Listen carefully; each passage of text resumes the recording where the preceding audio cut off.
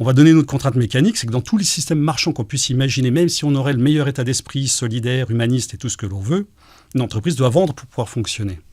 C'est-à-dire qu'on a cette contrainte de devoir tout le temps pousser la consommation.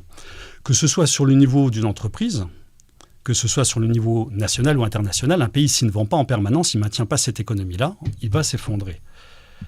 Donc, pour pouvoir maintenir cette économie-là, forcément, au niveau environnemental, c'est juste la catastrophe. Sur le plan écologique, on doit impérativement ralentir la consommation, mais dans tous les systèmes marchands qu'on puisse imaginer, il faudra toujours la maintenir.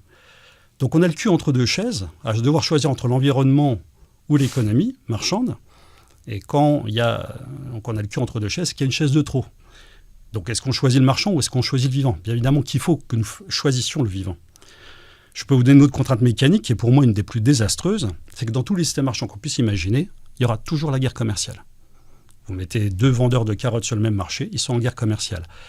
Donc là, moi je vous invite vraiment à prendre le temps de réfléchir à la guerre commerciale. Qu'est-ce que cela impacte à la fois dans notre quotidien, dans notre organisation et sur le plan même de notre histoire. Et là, elle est devenue visible avec la guerre entre Trump et les taxes et la Chine.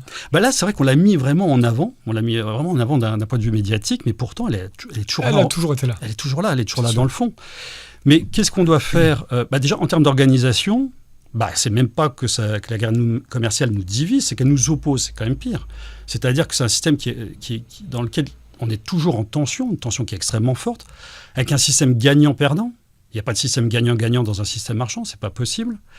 Pour avoir le prix le plus compétitif, pour gagner la guerre commerciale, il faut avoir le prix le plus compétitif, généralement.